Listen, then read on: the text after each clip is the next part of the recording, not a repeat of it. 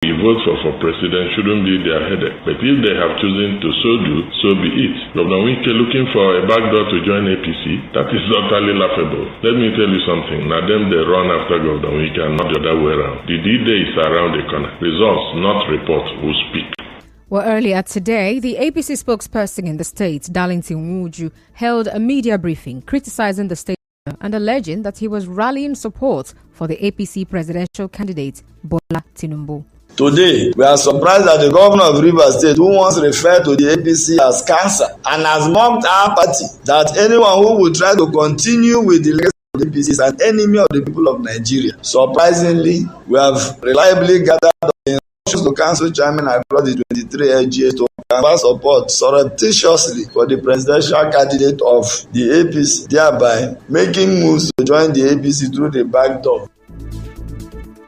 Well, the state's APC spokesperson also said the recent approval for the use of the Yakubu Gowon Stadium for its presidential campaign rally was not sought by Tony Okocha as claimed.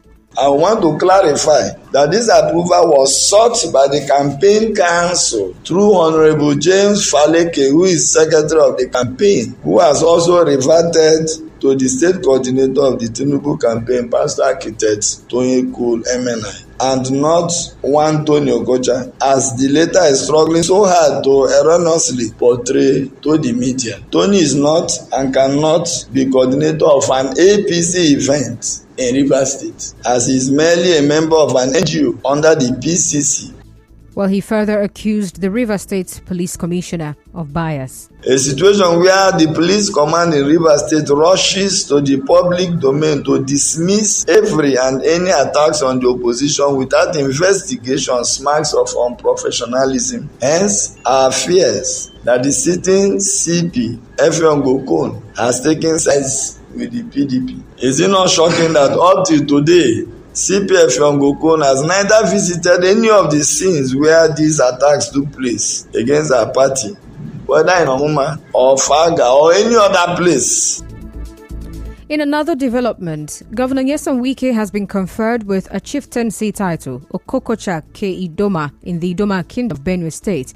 The paramount ruler of the kingdom, His Royal Majesty Agabuidu Chief Dr. Elaiwu Odogbo Obagaji John, conferred the title on the governor today during the inauguration of the King's ultra-modern palace in Otukpo.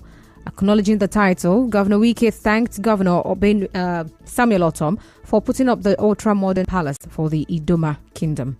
Moving on, security agencies and INEC have assured persons with disabilities of safety during the 2023 elections. Well, this was made known during a training workshop on disability-inclusive elections security.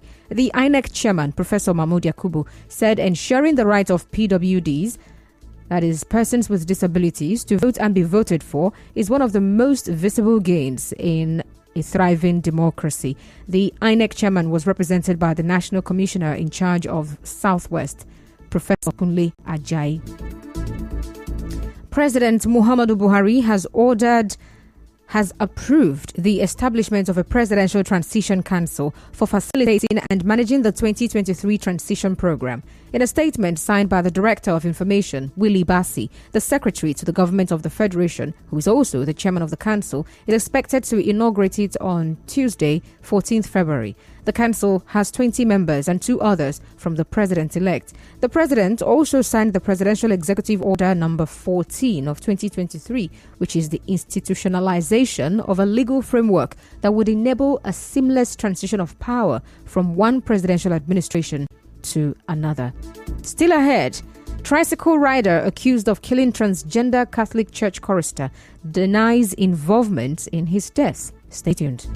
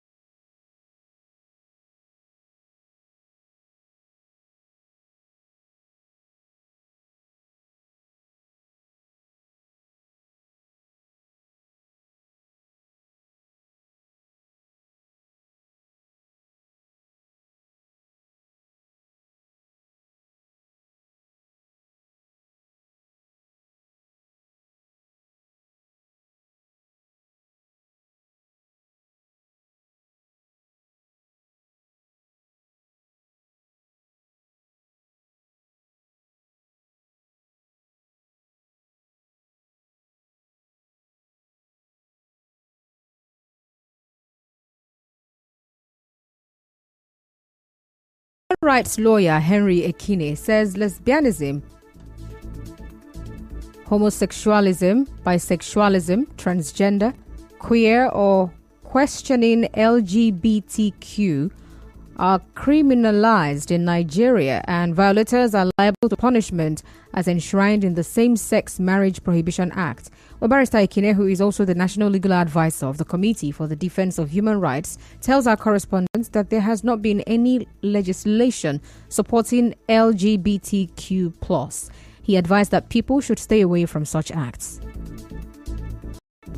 As far as it remains a law and a valid law in this country, and it has not been repealed, and no decision of any court has even rendered that law in any way inconsistent with the provision of the Constitution or any other consideration, then it remains a valid law. So my advice is to any person is stay away from kind of amorous relationship. You are not permitted to engage in homosexualism, lesbianism, or even transgender, and all of these kind of behaviors are actually prohibited. Well, the human rights lawyer also revealed that anyone who supports and aids such acts is culpable of the law. He said the man who is said to have married the late transgender woman, if investigated and found culpable of the act, would be prosecuted. The individual who has been reported to be in a marriage arrangement with the deceased transgender person, if arrested and investigated and facts reveal that he has knowledge and then he aided or abetted one way or the other in the commission of the offense, though the principal offender haven't died, he's culpable. I suspect reasonably that as it is, he may have some knowledge and some aiding and abetting in the commission of that offense. But if so investigated is not in any way found to be culpable, then he will be free. But if investigated and is culpable, then he can be arrested and prosecuted. But the man captured in a viral picture with a transgender who was in traditional attire, speculated to be the man who wedded the transgender, has denied wedding the transgender. The man, who is a Port Harcourt-based lawyer, told our correspondent that he went for a traditional marriage somewhere when the female, who turned out to be a transgender, begged to take a photo with him. Meanwhile, Peter Okon, the keke driver who was accused of killing the transgender Catholic Church chorister Emmanuel Olise, has denied any involvement in the chorister's death. In an interview, the keke driver, who is currently in protective custody, spoke through his lawyer, Nyeche Ama, and denied hitting and killing the transgender person. Away from that, the National Universities Commission, NUC, has ordered that universities be closed across the country to enable students to participate in the general elections. In a letter addressed to vice-chancellors and directors of inter-university centres, the NUC noted that the closure of tertiary institutions to enable students to vote and petrol scarce have resulted to an increase in the prices of some foodstuff in the state. Well, some of the sellers, traders, spoke to our correspondent. Being a business person, when you buy something high, you must say high. So everything has go high. No money. Money in Nigeria currency now is higher than dollar because you're buying 1,000 by 200 naira. It is when you buy finish, you come back and add up all those things, the expenses inside the goods. The goods now will go. So we are praying if God will touch the heart of our leaders. Fuel issue has caused a lot of problem. We are suffering of cashless in the country. Then fuel come up, so the price of things has also increased. The fuel scarcity, no be only market, everything. Even the students, if you go look the street, see them line up. A bottle of groundnut oil, which was sold for 1,800 naira, on 250 naira, from this price of 200 naira. Correspondent also reports that a custard bucket of fresh tomato, which used to be sold for 1,000 naira, 1,200 naira, now goes for 1,300 naira, while a crate of egg rose from 2,300 naira to 2,800 naira. And there seems to be no end in sight for the petrol crisis in Rivers State as residents continue to struggle to get the product. Our correspondent reports that only one filling station is open for business today from Rumosi to Choba axis of the east-west road and selling at 400 naira per litre. Well, yesterday, the Minister of State for Petroleum Resources, Temipri Silva, blamed the operations of racketeers for the petrol scarcity in some parts of the country.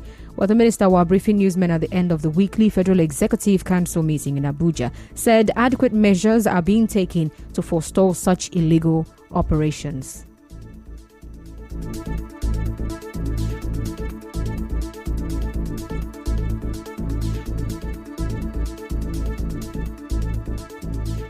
And POS operators in Port Harcourt now charge 10% for each transaction. A POS operator told our correspondent that last week they charged 200 naira for cash withdrawal of 1,000 naira, but have reviewed their price due to the scarcity of the naira notes.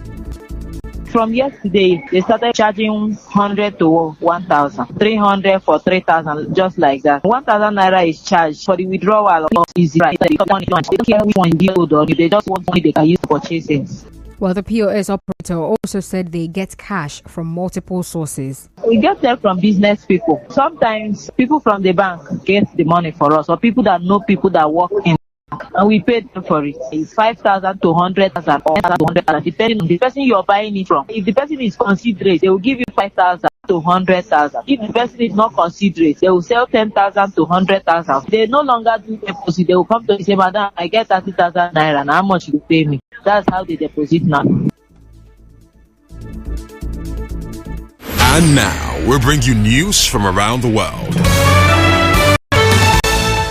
6 UN lorries carrying aid have now crossed the border from Turkey into Syria, the first international help people there have had. Well, more than 19,700 people are now known to have died after Monday's earthquakes in southern Turkey and northern Syria. British charities have launched an appeal to raise funds for people affected. And that's the news, but before we go, another look on the major highlights. On the news this evening, you heard that the Rivers State government has denied APC's claim that Governor Nyesom Wike is planning to join their party through the back door. Governor Nyesom Wike has been conferred with a chieftaincy title in Idoma Kingdom, Benue State. President Muhammadu Buhari has approved the establishment of a presidential transition council. The tricycle rider accused of killing a transgender chorister has denied involvement in his death. And on the foreign scene, the first UN relief convoy has reached earthquake-hit northern Syria. The news was edited by Onyeka Chinwosu. Cloudy weather in Port Harcourt this evening. Vote. Your vote, your voice. My name is Constance Mega. Thank you so much for listening. Good evening.